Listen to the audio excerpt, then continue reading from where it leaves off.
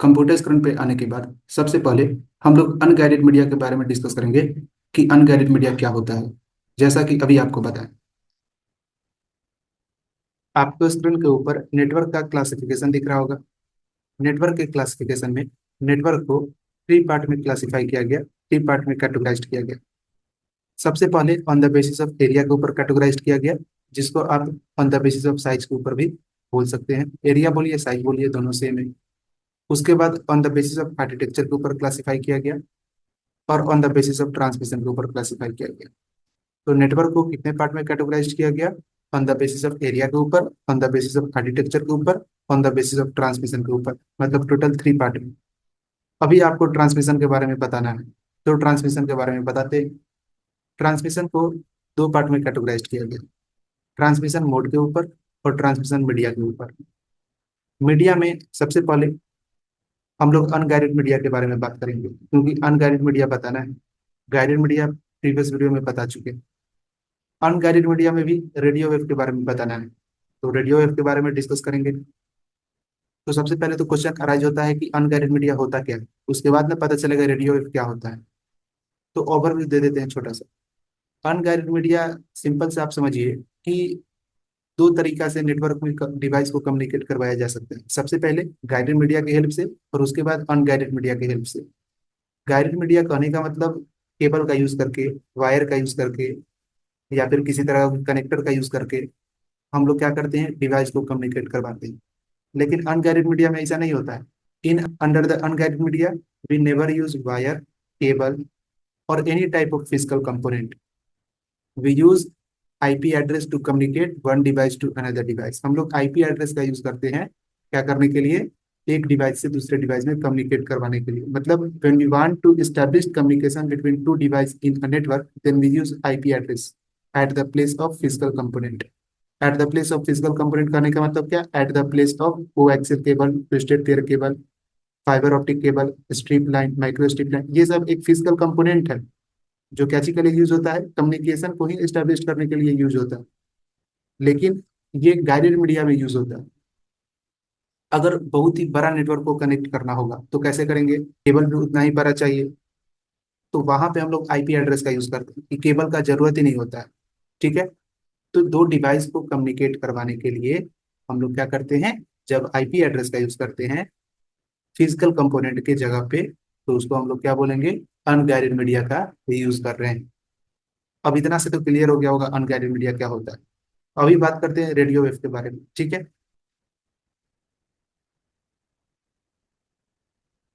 Unguided media के अंदर अगर रेडियो वेव की बात करें तो सबसे पहले ये जानना इंपॉर्टेंट है कि रेडियो वेव क्या होता है और रेडियो वेव क्या करता है। इसमें क्या मेंशन किया हुआ है? Radio wave are a type of electromagnetic radiation with the lowest frequencies and longest wavelength in the electromagnetic spectrum. कहने का मतलब है रेडियो वेव एक तरह का इलेक्ट्रोमैग्नेटिक रेडिएशन है। अब आपको इंपॉर्टेंट पॉइंट समझाते हैं। जब रेडिएशन लोएस्ट फ्रीक्वेंसी और लॉन्गेस्ट वेवलेंथ के साथ हो इलेक्ट्रोमैग्नेटिक स्पेक्ट्रम में, तो वहां पे उस रेडिएशन को रेडियो वेव बोलेंगे। एक बार और बढ़िया से समझाते हैं। जब रेडिएशन लोएस्ट फ्रीक्वेंसी और लॉन्गेस्ट वेवलेंथ के साथ हो इलेक्ट्रोमैग्नेटिक स्पेक्ट्रम में, वहां पे उस रेडिएशन को रेडियो वेव बोलेंगे। क्लियर हो गया? आप उसको रेडियो वेव भी बोल सकते हैं या फिर इलेक्ट्रोमैग्नेटिक रेडिएशन भी बोल सकते हैं, क्योंकि रेडियो वेव क्या है? रेडियो वेव एक तरह का इलेक्ट्रोमैग्नेटिक रेडिएशन है। ठीक है। अब ये लाइन आपको नहीं समझ में आया होगा। कब नहीं समझ में आया होगा? जब इलेक्ट्रोमैग्नेटिक स्पेक्ट्रम के बारे में नहीं पता होगा तब नहीं समझ में आया होगा। वेवलेंथ क्या होता है इसके बारे में नहीं पता होगा तब नहीं समझ में आया होगा। फ्रीक्वेंसी क्या होता है इसके बारे में नहीं पता होगा तब नहीं समझ में आया होगा। तो जब ये सब वर्ड पता हो जाएगा, समझ में आ जाएगा, तो अपने आप इस लाइन का मतलब आप पढ़ के भी समझ सकते हैं। अभी डायग्राम के थ्रू बताएंगे फ्रीक्वेंसी क्या होता है, इलेक्ट्रोमैग्नेटिक स्पेक्ट्रम क्या होता है, वेवलेंथ क्या होता है, ये सब चीज बताएंगे तो अपने आप समझ में आएगा। अभी बस इतना ही कि रेडियो वेव क्या है? एक तरह का इलेक्ट्रोमैग्नेटिक रेडिएशन है जो लोएस्ट फ्रीक्वेंसी और लॉन्गेस्ट वेवलेंथ के साथ होता है। कहाँ पे? तो इलेक्ट्रोमैग्नेटिक स्पेक्ट्रम में। बस इतना ही समझना है अभी। अब हम लोग बात करते हैं नेक्स्ट लाइन की। नेक्स्ट लाइन में क्या है? Radio wave can be generated in two main ways, naturally and artificially. Naturally radio wave produce by lightning or astronomical object, and artificially radio waves generated by electronic device और wireless technologies. कहने का मतलब क्या है? Radio wave को दो तरीका से जनरेट किया जा सकता है। सबसे पहले नेचुरली, और उसके बाद आर्टिफिशियली। आर्टिफिशियली मतलब ह्यूमन के द्वारा जितना भी टेक्निकल डिवाइस बनाया गया है उसके थ्रू रेडियो वेव जनरेट हो सकता है। और नेचुरली मतलब इस यूनिवर्स में जितना भी फिजिकल डिवाइस है उसके थ्रू आपका रेडियो वेव जनरेट हो सकता है। अब इसको और बढ़िया से बताते हैं। क्या लिखा हुआ है? Naturally radio wave produce bye lightning और एस्ट्रोनॉमिकल ऑब्जेक्ट। नेचर के थ्रू रेडियो वेव कैसे जनरेट होता है? तो आपका लाइटनिंग यानी कि बिजली का ठनकना, बिजली का कड़कना, ये सब चीज तो लाइटनिंग के थ्रू हो सकता है। दूसरा, एस्ट्रोनॉमिकल ऑब्जेक्ट मतलब जितना भी फिजिकल एंटिटीज है इस यूनिवर्स में, वो सब के थ्रू क्या हो सकता है? रेडियो वेव जनरेट हो सकता है, या फिर इस यूनिवर्स के बाहर बोल सकते हो। अब हम लोग बात करते हैं क्या चीज के बारे में? आर्टिफिशियली रेडियो वेव कैसे जनरेट होता है। तो जितना भी इलेक्ट्रॉनिक डिवाइस है, जितना भी वायरलेस टेक्नोलॉजी है, टेक्निकल डिवाइस है, कम्युनिकेशनल डिवाइस है, जो भी डिवाइस आप यूज कर रहे हो वो सब क्या करता है? आर्टिफिशियली रेडियो वेव को जनरेट करता है। तो इससे क्या समझ में आया? रेडियो वेव दो तरीका से जनरेट हो सकता है, नेचुरली और आर्टिफिशियली। आर्टिफिशियली मतलब क्या? आर्टिफिशियली का मतलब ह्यूमन मेड जितना भी आपका टेक्निकल डिवाइस है वो सब रेडियो वेव को जनरेट करेगा। नेचुरली मतलब जो भी आपका फिजिकल एंटिटीज है इस यूनिवर्स में वो सब का सब रेडियो वेव जनरेट करेगा। अब बात करते हैं नेक्स्ट लाइन को। नेक्स्ट लाइन में क्या है? The device like transmitter, cell phone, router, GPS, satellite, TV, radio, and all communicational devices are connected to antenna that radiate the wave। अब यहाँ पे एक वर्ड आपको समझना पड़ेगा, ये वेव नाम का वर्ड। क्योंकि हम एक वर्ड हमेशा यूज कर रहे हैं, रेडियो वेव। इसमें वेव आ रहा है। वेव क्या होता है? What is wave? Wave is nothing but it is a vibration और disturbance that produce energy and carry one place to another place. Wave कुछ भी नहीं है, ये एक तरह का वाइब्रेशन है, एक तरह का डिस्टरबेंस है। जो करता क्या है? एनर्जी को प्रोड्यूस करता है। अब वाइब्रेशन है, एक तरह का डिस्टरबेंस है, तो एनर्जी को प्रोड्यूस करेगा। और जैसे ही एनर्जी को प्रोड्यूस करता है तो उस एनर्जी को एक जगह से दूसरे जगह कैरी करने का भी काम करता है। तो इसी को हम लोग बोलते हैं वेव, है ना। इसको हिंदी में तरंग बोलते हैं शायद, वैसे हिंदी आप देख लीजिएगा, ठीक है, एक बार, क्योंकि हिंदी में कंफ्यूजन हो सकता है वेव का। अब हम लोग क्या करते हैं? नेक्स्ट लाइन को देखते हैं। अब ये आपका जो डिवाइस है, transmitter, cellphone, router, GPS, satellite, TV, radio, ये सब कम्युनिकेशनल डिवाइस है। और जो भी कम्युनिकेशनल डिवाइस है वो आपका रेडियो वेव को जनरेट करेगा, रेडियो वेव को प्रोड्यूस करने का काम करेगा। अब हम लोग नेक्स्ट लाइन को देखते हैं। नेक्स्ट लाइन में क्या है? The lowest frequency of radio wave is around 3 hertz, while the highest frequency can go up to 300 gigahertz. कहने का मतलब है जो सबसे लोएस्ट फ्रीक्वेंसी होता है रेडियो वेव का वो 3 हर्ट्ज तक होगा, और हाईएस्ट फ्रीक्वेंसी जो होगा 300 गीगाहर्ट्ज तक होगा। अब यहाँ पे सिंपल सा समझिए, जैसे लिक्विड को मेजर करने के लिए हम लोग लीटर का यूज करते हैं। लीटर क्या है? ऐसा यूनिट। सॉलिड चीज को मेजर करने के लिए क्या जी का यूज करते हैं? केजी का यूज करते हैं। केजी क्या है? एक तरह का ऐसा यूनिट, किलोग्राम। वैसे ही फ्रीक्वेंसी को मेजर करने के लिए हम लोग हर्ट्स का यूज करते हैं। हर्ट्स क्या है? एक तरह का ऐसा यूनिट जो फ्रीक्वेंसी को मेजर करता है। अब मेजर कैसे करता है, कैसे करना है, ये सब बताएंगे। बस वेट करना है, डायग्राम के थ्रू बताएंगे तभी समझ में आएगा, नहीं तो ये टॉपिक नहीं समझ में आएगा। ठीक है, चलिए। अब इतना से क्लियर हो गया होगा कि एक्चुअली में रेडियो वेव कहते किसको है और है क्या। अब हम लोग थोड़ा सा और डिटेल में देखते हैं रेडियो वेव वगैरह के बारे में।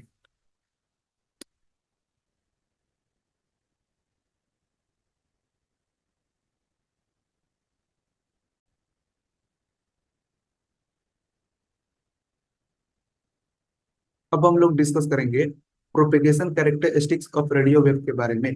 अभी क्या बता रहे हैं? Propagation characteristics of radio wave. इसमें प्रोपेगेशन का मतलब क्या होता है? प्रोपेगेशन का मतलब होता है फैलाना, और रेडियो वेव का मतलब होता है रेडिएशन। किस टाइप का रेडिएशन? तो इलेक्ट्रोमैग्नेटिक रेडिएशन। कुछ देर पहले ही बताएं अभी आपको, radio wave is a type of electromagnetic radiation. अब ये टॉपिक आपको क्यों बता रहे हैं? ये इसके लिए बता रहे हैं क्योंकि डिफरेंट प्लेस पे डिफरेंट तरीके का बिहेवियर होता है रेडियो वेव का। यही समझाना है आपको ये वाले टॉपिक के अंदर। सबसे पहले क्या मेंशन किया हुआ है? Ground wave. ग्राउंड वेव से आपको क्या समझ में आता है? ये भी एक तरह का रेडियो वेव का ही पार्ट है। इसमें जो कम्युनिकेशन एस्टेब्लिश होता है उसमें रेडियो वेव का ही यूज किया जाता है ग्राउंड वेव में। अब इसमें क्या डिफरेंस है, ग्राउंड वेव और रेडियो वेव में कोई डिफरेंस नहीं है। ये आपका सरफेस के ऊपर यूज होता है, इसके लिए इसको क्या नाम दे दिया गया, ग्राउंड वेव नाम दे दिया गया। वो रेडियो वेव जो सरफेस के ऊपर यूज हो रहा है उसको हम लोग ग्राउंड वेव बोलेंगे। तो इस धरती के ऊपर जितना भी आपका सरफेस है उसके ऊपर जो भी रेडिएशन ट्रेवल कर रहा है, जो भी आपका वेव ट्रेवल कर रहा है, वो सबको आप क्या बोलिएगा, सरफेस वेव, नहीं तो ग्राउंड वेव। ठीक है। अब किसके लिए ट्रेवल कर रहा है, तो कम्युनिकेशन को एस्टेब्लिश करने के लिए ट्रेवल कर रहा है, डेटा को सेंड करने के लिए ट्रेवल किया जा रहा है। ठीक है। तो ग्राउंड वेव का यूज किसके लिए किया जाता है, कम्युनिकेशन को एस्टेब्लिश करने के लिए। इसको हम लोग सरफेस वेव के भी नाम से जानते हैं। इसको थोड़ा सा और डिटेल में बताते हैं।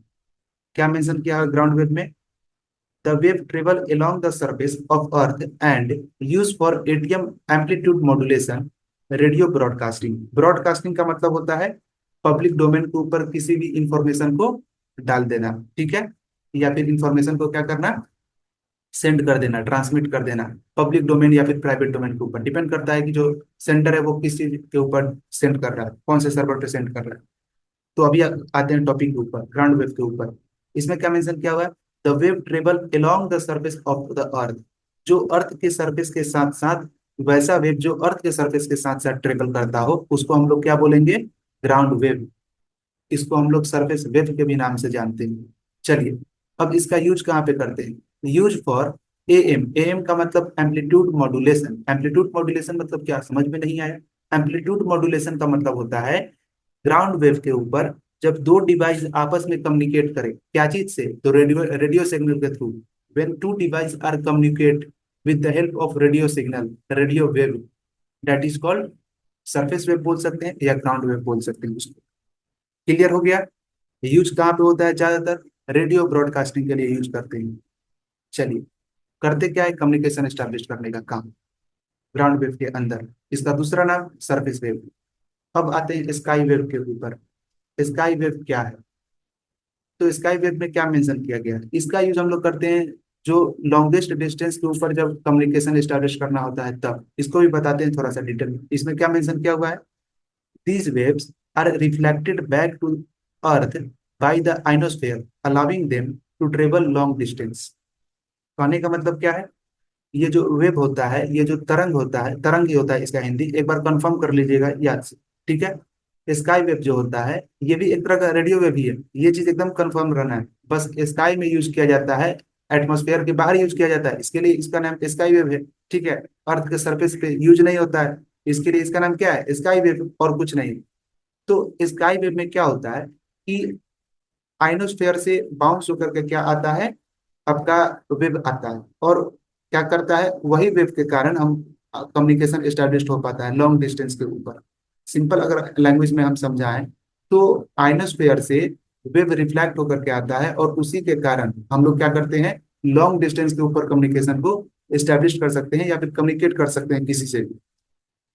नेक्स्ट लाइन में क्या है, this wave mode are commonly use for amateur radio और इंटरनेशनल सॉफ्टवेयर ब्रॉडकास्टिंग। इसका ज्यादातर यूज कहाँ पे होता है, इंटरनेशनल सॉफ्टवेयर ब्रॉडकास्टिंग। ब्रॉडकास्टिंग का मतलब होता है पब्लिक डोमेन के ऊपर किसी इंफॉर्मेशन को सेंड करना, या फिर प्राइवेट डोमेन के ऊपर किसी भी इंफॉर्मेशन को सेंड करना, है ना। जिसको आप एक्सेस अलाउ करवा रहे हैं वही एक्सेस कर पाएगा प्राइवेट डोमेन के ऊपर। वो सब समझ में आ जाएगा, डोमेन क्या होता है, पोर्ट नंबर क्या होता है, आईपी एड्रेस क्या होता है, मैक एड्रेस क्या होता है, सबनेटिंग, समराइजेशन, सब आ जाएगा A to Z।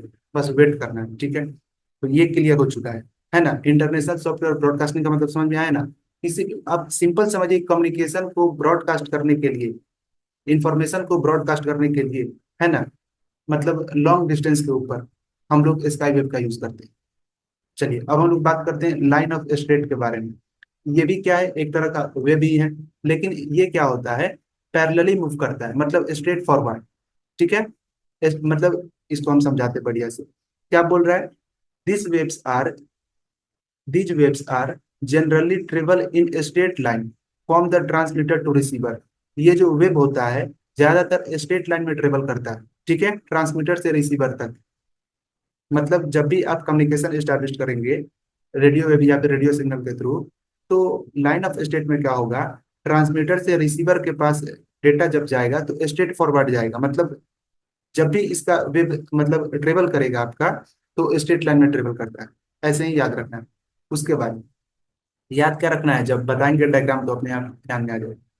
क्या बोल रहा है, this waves mode is use for FM radio television broadcasting and satellite communication. कहने का मतलब क्या, जो लाइन ऑफ स्टेट वेव है इसका ज्यादातर यूज कहाँ पे करते हैं, सैटेलाइट कम्युनिकेशन में, या फिर टेलीविजन ब्रॉडकास्टिंग, जो भी टेलीविजन पे आप देखते हो वीडियो वगैरह, जो भी चीज हो, है ना, एड्स वगैरह सब, वो भी एक तरह का ब्रॉडकास्टिंग है पब्लिक डोमेन के ऊपर। और कौन सा ब्रॉडकास्टिंग है, अगर ओल्ड मॉनिटर के ऊपर आप देख रहे हो तो सिंप्लेक्स हो जाएगा। सिंप्लेक्स में सिर्फ और सिर्फ रिसीवर क्या कर सकता है, डेटा को रिसीव कर सकता है, सेंड नहीं कर सकता है। और अगर स्मार्ट टीवी पे देख रहे हो तो फिर फीडबैक वगैरह दे देते हो, तो इसके कारण वो क्या हो जाएगा, वो हो जाएगा आपका हाफ डुप्लेक्स। अब हम लोग बात करते हैं एफएम रेडियो। एफएम रेडियो भी एक एग्जाम्पल है, ठीक है, क्या चीज का, तो लाइन ऑफ स्टेट का। अब आपको क्या बच गया, स्पेस वेव के बारे में बताना है। इसमें हम लोग क्या करते हैं, रडार वगैरह का यूज करते हैं, सैटेलाइट वगैरह का यूज करते हैं कम्युनिकेशन को स्टैब्लिश करने के लिए, ठीक है, क्योंकि हम लोग क्या होता है, अर्थ के बाहर से कंटेक्ट बनाते हैं रेडियो रेडियो वेव के थ्रू। उसी दिन बताया था जितना भी टेक्निकल डिवाइस है सब रेडियो वेव को जनरेट करता है। तो इसके लिए वहां पे बहुत सारा जो है रडार वगैरह का यूज किया जाता है, सैटेलाइट कम्युनिकेशन का यूज किया जाता है स्पेस वेव में। इसके बारे में भी आपको हम बढ़िया से क्लियर कर देते हैं, अच्छे से बता देते हैं, तो समझ में आ जाएगा। ठीक है, चलिए, आपको दिख रहा होगा स्क्रीन के ऊपर एक डायग्राम, और यहाँ पे आपको स्पेस वेव के बारे में भी थोड़ा बहुत दिख रहा होगा। इसके बारे में बताते हैं क्या मेंशन किया हुआ है, propagation characteristics of radio wave के अंदर ये क्या चीज के बारे में बता रहे हैं, स्पेस वेव के बारे में। These waves travel directly through the atmosphere use for satellite and radar communication.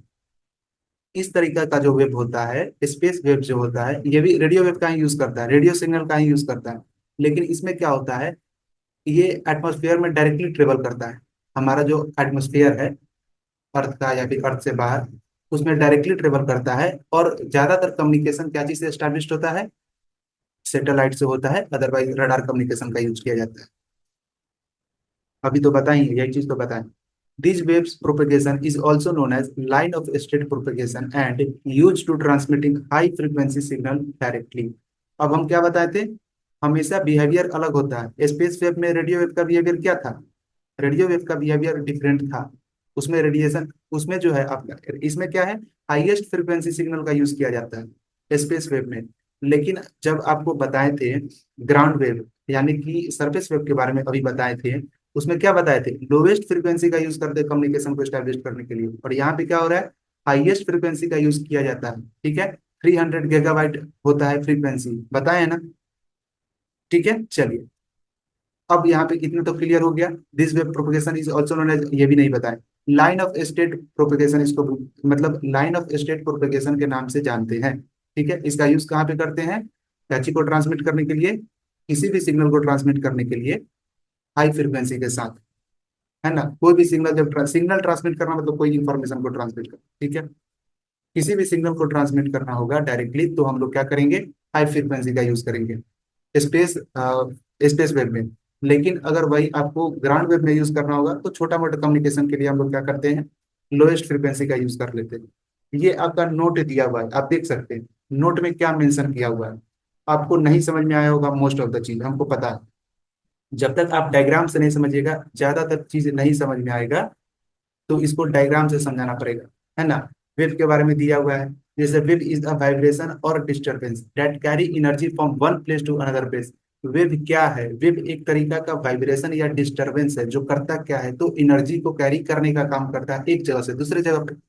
Wave क्या है, एक तरह का डिस्टरबेंस, और जब डिस्टरबेंस है तो एनर्जी को क्या करेगा, कैरी करेगा ही, है ना। कोई भी चीज वाइब्रेट करेगा तो उसमें एनर्जी होगा, और जब एनर्जी होगा तो उसको कैरी करने का काम करेगा from one one place to another place, that's it, यही चीज है। अब ये अभी नहीं समझ में आएगा, वन कंप्लीट साइकिल यही चीज बता रहा है कि ये होता है हाफ साइकिल और ये होता है हाफ साइकिल, ठीक है। मतलब ये बता रहे हैं, ये हाफ साइकिल और ये हाफ साइकिल, ये दोनों मिलकर के वन साइकिल को क्रिएट करता है, जिसको वन ऑसिलेशन बोलते हैं। वो सब धीरे धीरे समझ में आएगा, नीचे वाले को निगेटिव बोलते हैं, ऊपर वाले को पॉजिटिव बोलते हैं। बेस लाइन बोलते हैं नीचे वाले को, ऊपर वाले को भी बेस लाइन बोलते हैं। ये जो ऊपर है इसको हम लोग पॉजिटिव बेस लाइन बोलेंगे, ये जो नीचे है इसको हम लोग निगेटिव बेस लाइन बोलेंगे। कुछ कैलकुलेशन आएगा छोटा मोटा, बहुत बड़ा कैलकुलेशन नहीं आएगा। अच्छा अच्छा कैलकुलेशन देखने को मिलेगा आपको समलेटिंग समराइजेशन में, आईपी एड्रेस जब बाउंड्री वगैरह बताएंगे उस समय। तो अभी के लिए इतना ही रहने देते हैं।